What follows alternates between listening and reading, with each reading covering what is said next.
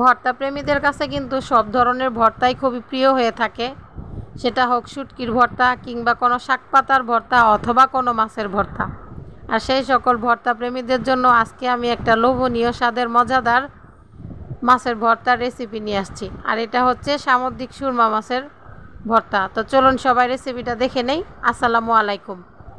আমি এখানে মাথার লেজ বাদ দিয়ে 2টা সুরমা মাছের মাঝের অংশ নিয়ে নিছি। এটাকে মাঝখান দিয়ে ফালি করে এভাবে কেটে নিছি আর এটাকে ভালো করে ধুয়ে পরিষ্কার করে নিছি। তো এখন আমি এটার মধ্যে একটু লবণ দিয়ে দিচ্ছি। যেহেতু সমুদ্রের মাছ, লবণটা একটু বুঝে শুনে দিবেন। একটু ধনে গুঁড়া দিয়ে দিলাম, একটুখানি হলুদ গুঁড়া দিয়ে দিলাম, আর একটু মরিচ গুঁড়া দিয়ে দিলাম, আর দিয়ে দিব 1 ফালি লেবু। এই লেবুর রসটা এখানে আমি চিপে দিয়ে দিচ্ছি।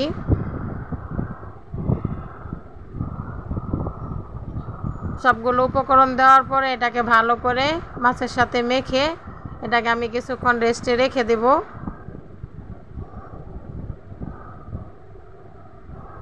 তো এই যে এভাবে মেখে নিছি।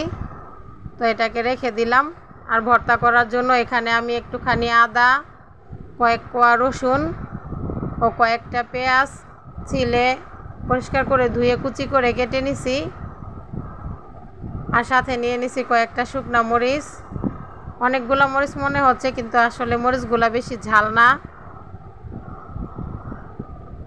তো এগুলা সব রেডি করার পর আমি প্রথমে মাছগুলা ভেজে নেব। একটা কড়াই বসে তার মধ্যে কিন্তু সরিষার তেল দিয়ে দিলাম। তেলটা একটু গরম হয়ে যাওয়ার পর মাছগুলো দিয়ে দিচ্ছি। সবগুলো মাছ দিয়ে মিডিয়াম আঁচে মাছগুলোকে ভেজে নেব।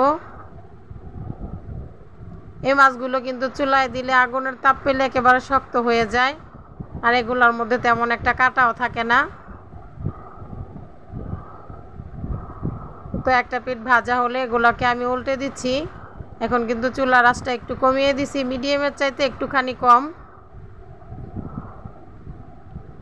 এই আঁচে রেখেই আমি মাছগুলোকে ভালো করে ভেজে নেব।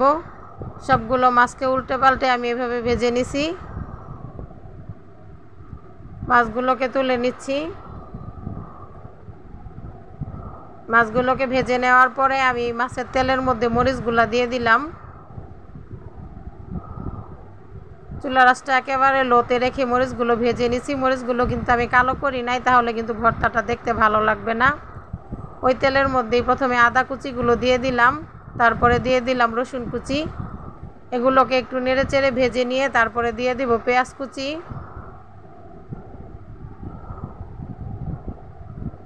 এগুলোকে নেড়ে চেড়ে পেঁয়াজ কুচিগুলো দিয়ে দিচ্ছি।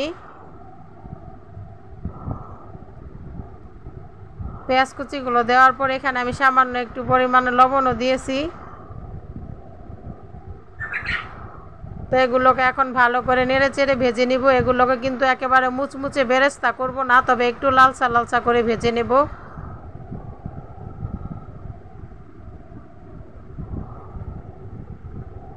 তো আমি কিছুক্ষণ সময় নেড়ে চেড়ে এগুলোকে যে এরকম করে ভেজে নিছি। আমার কিন্তু পেঁয়াজগুলো ভাজা হয়ে গেছে। তো সবগুলোকে তুলে নিলাম।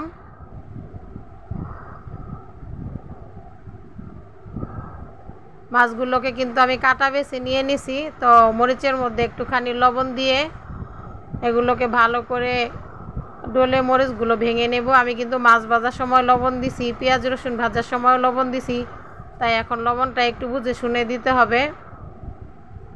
মরিচগুলোকে ভালো করে কচলে এইভাবে ভেঙে নিয়ে পেঁয়াজগুলোকে মিশিয়ে দিচ্ছি। এগুলোকে কিন্তু আমি একেবারে কচলে মেশাবো না, একটু আলতো আলতো করে মেশাবো।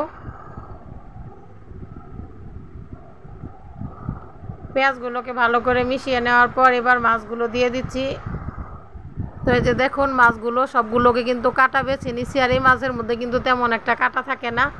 আর মাছগুলো থেকে কাটা বেছে নিয়ে একেবারে গুঁড়ো করে নিছি ঝুরি ঝুরি করে। তো এবার ভালো করে সবগুলোকে একসাথে মিশিয়ে নিচ্ছি। সবগুলোকে মিশিয়ে নেওয়ার পর এখন দিয়ে দিচ্ছি সরিষার তেল।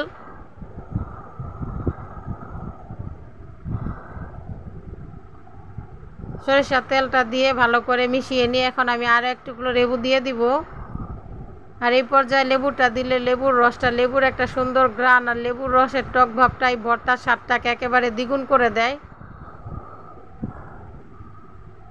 তো তো সবগুলোকে দিয়ে ভালো করে আমি কিছুক্ষণ নেড়ে চেড়ে মেখে মিশিয়ে নিচ্ছি ভালো করে।